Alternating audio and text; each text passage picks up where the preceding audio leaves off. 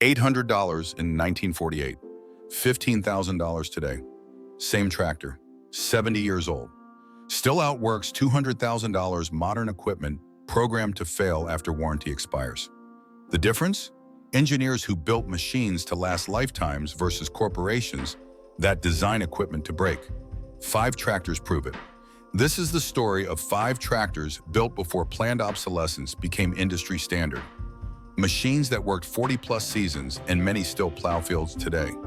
You're about to see what American manufacturing meant when quality mattered more than quarterly profits. Let's count them down. Number 5, the Ford 8 Nickeon, 1947. The most popular tractor ever built. Over 500,000 units sold between 1947 and 1952. Not because of marketing, because it worked. Henry Ford had a problem in 1947. American farmers needed affordable tractors. War production had ended. Steel was available. But most tractors cost what small farmers earned in 2 years. Ford's solution?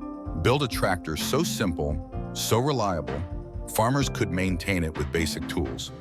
Price it at $1,195. Make quality accessible. The 8N delivered 23 horsepower from a 4-cylinder engine designed for longevity over peak performance. Not impressive on paper, extraordinary in practice. That engine, if maintained with basic oil changes, routinely worked 5,000 hours. Many exceeded 10,000. Some approached 20,000 today, 75 years later. 3 features define the 8N. First, the 4-speed transmission with overdrive gave farmers genuine versatility. Road speeds reached 16 miles per hour. Fieldwork operated at walking pace.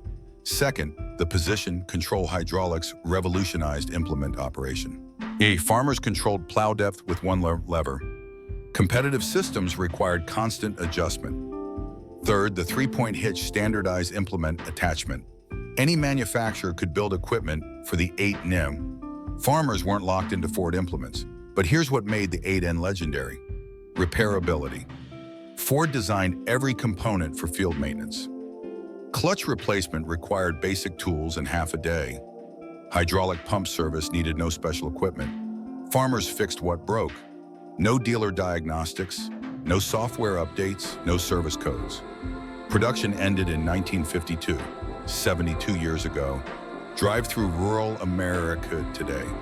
You'll see 8N still working, still plowing gardens, still hauling implements, still doing what Ford engineers designed them to do in 1947.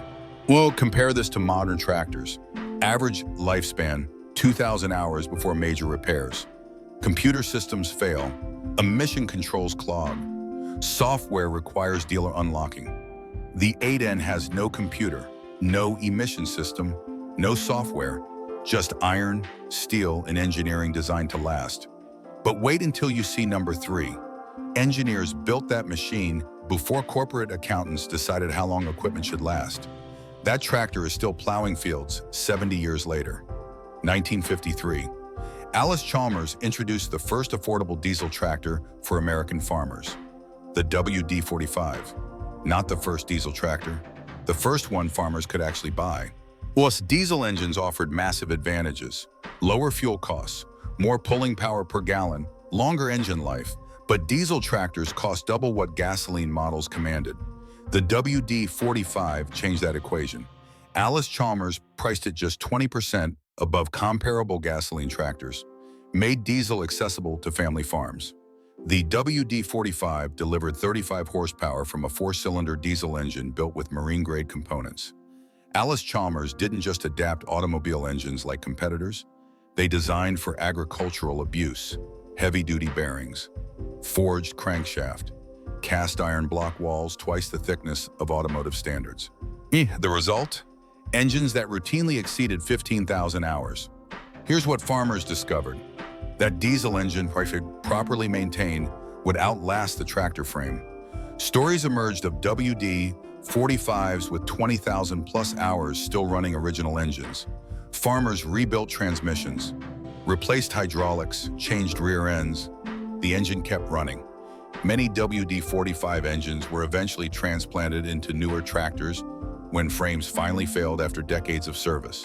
But the WD-45 introduced another innovation: Power steering, the first row crop tractor with factory power steering.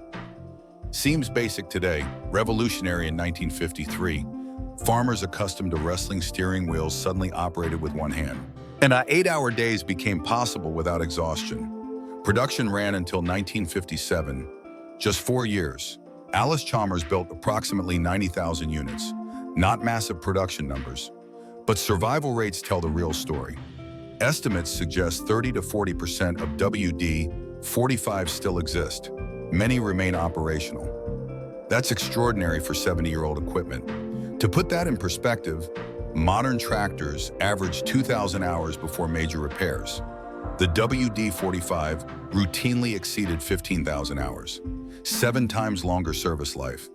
Built when engineers controlled specifications, us not accountants calculating replacement cycles. The WD-45 proved diesel technology could be affordable and durable, but Alice Chalmers built it to last. Modern manufacturers build it to sell. That's the difference between investment and expense. The row crop tractor that defined American agriculture for 2 decades. The Farmall M, built from 1939 to 1952. Over 270,000 units sold. The most successful row crop tractor of its era. Not through clever marketing, through uncompromising utility. International Harvester faced a challenge in 1939. Row crop farming demanded narrow front ends for cultivating between rows, inadequate ground clearance for tall crops, and enough power for heavy implements. Most tractors compromise one requirement to achieve others. IH engineer Edward Johnston refused to compromise. The M delivered everything, 35 horsepower from a 4-cylinder gasoline engine. Doesn't sound impressive until you understand the application. That power operated at peak torque continuously. Modern engines generate peak power briefly. The M's engine maintained full torque hour after hour, day after day. Farmers plowing 40 acres wouldn't see power drop as engine heated. That consistent performance meant reliable field capacity calculations. Farmers knew exactly what their M could accomplish per day. But here's what made the M legendary: the cultivator setup. Adjustable wheel spacing from 56 to 84 inches meant the M worked any row spacing, front and rear, perfectly. Mount a 2-row cultivator. The M would cultivate corn, cotton, tobacco, soybeans, change crops, adjust wheels, keep working. The frame design proved revolutionary. Johnston used what IH called tricycle configuration, single front wheel or narrow set dual wheels. This provided unmatched visibility for cultivating. The operator sat high with clear sight lines to crop rows ahead. Compare this to standard tread tractors where the front axle blocked row visibility. Farmers could cultivate at walking speed without missing plants or damaging roots. Which raises the question: if engineers in 1939 could build tractors that worked 30-plus seasons, why do modern tractors fail after 2,000 hours? The answer isn't engineering capability, it's corporate strategy. Planned obsolescence generates repeat sales. Durability doesn't. But the Farmall M wasn't just durable, it was repairable. Every component could be serviced in the field. Magneto replacement required basic tools. Carburetor rebuilding needed no special equipment. Farmers maintained their own machines. No dealer required. No diagnostic computers. No proprietary software. Just mechanical systems designed for independent repair. Production ended in 1952, 72 years ago. Visit any rural auction. You'll see Farmalls still commanding premium prices. Farmers still buy them, still use them, because they still work.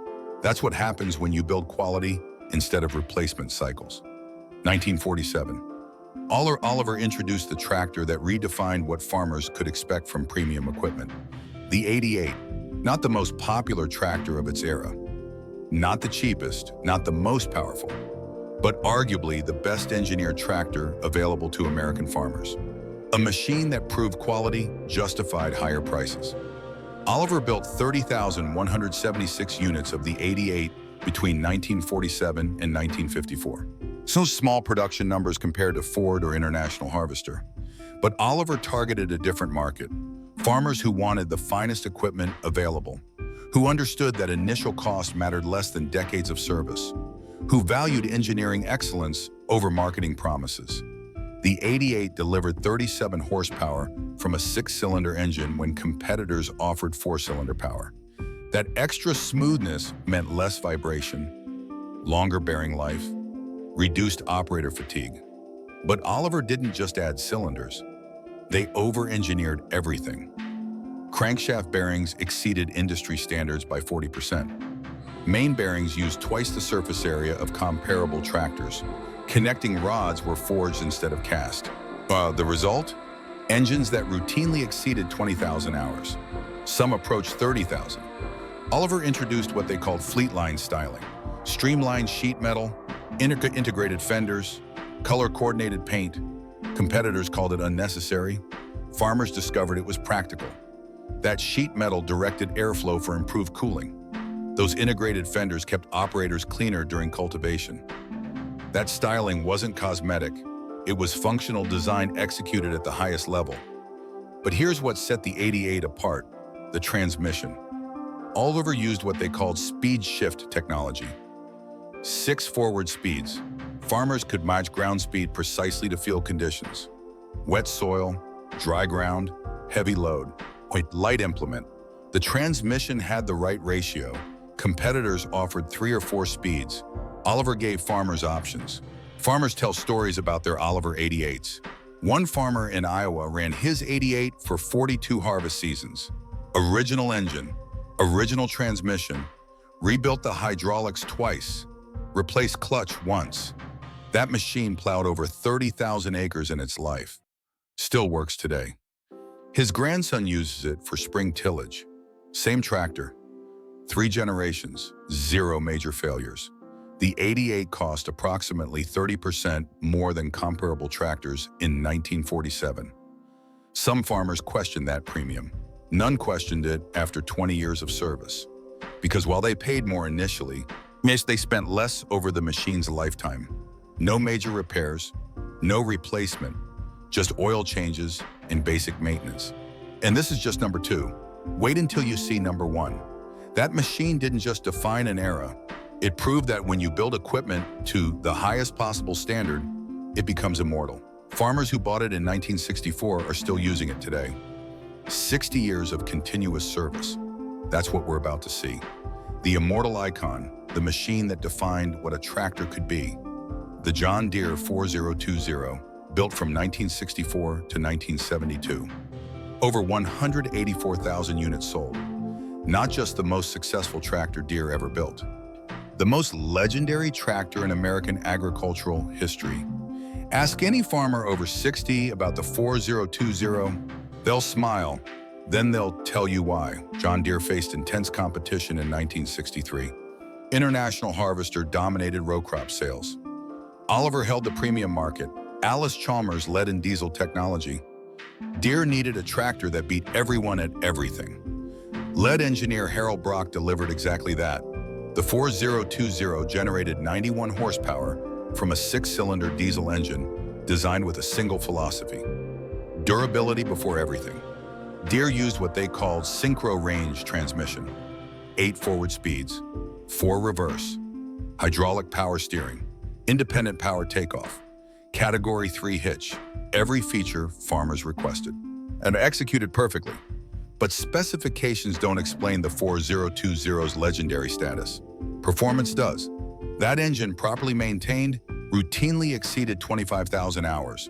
Stories exist of 4020 SS approaching 40,000 hours on original engines.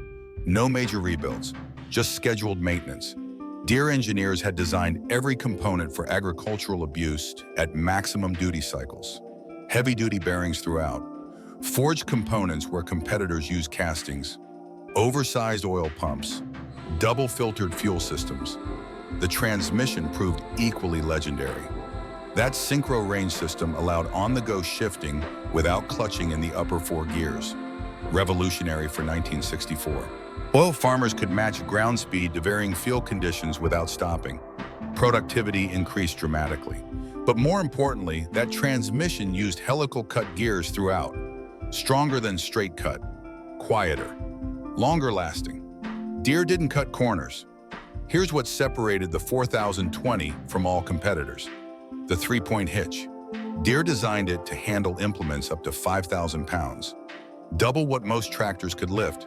That capacity meant farmers could use larger implements, plow more acres per hour, plant faster, harvest quicker. The 4020 didn't just work, it worked harder, longer, and more efficiently than anything else available.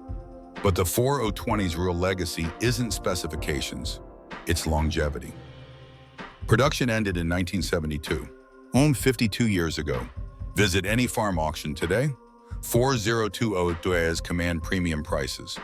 Working units sell for $15,000 to $25,000. Non-running project tractors bring $5,000 plus. Why? Because farmers know something. A 4020 can be rebuilt. Every component remains available. Every system can be restored. That tractor will work another 50 years if maintained properly. Compare this to modern tractors, filled with computers, emission systems, proprietary software. Dealers control repairs. Farmers can't fix their own equipment. Software locks prevent independent repair. When those tractors reach 15 years, they're disposable. The electronics fail. Parts become unavailable. The tractor becomes scrap. The 4020 has no computer, no software, no emission controls, just mechanical systems designed by engineers who understood that farmers needed equipment that would work for generations. They built exactly that. That's why the 4020 isn't just a tractor. It's proof that American manufacturing once built things to last forever. We had that capability. We chose to abandon it when profit replaced pride. 5 tractors, 5 decades. One truth. When engineers built to last instead of to sell, they created machines that worked for generations. The Ford 8N, 500,000 sold, still working. The Alice WD-45, diesel for everyone, 20,000 hours. The Farmall M row crop perfection, still cultivating them. The Oliver 88, premium quality justified, 3 generations. The John Deere 4020. Well, the immortal icon. Proof that durability isn't impossible. It's a choice. These tractors show what American manufacturing meant before profit replaced pride. That's not nostalgia. That's documented engineering excellence we deliberately abandoned. Which tractor did your family own? Drop a comment. I want to hear your stories. And if you think manufacturers should build like this again, tell me why they don't. These tractors powered American farms, but they needed implements. Next up, the plows these machines pulled. Same era, same engineering excellence. That video's on screen now.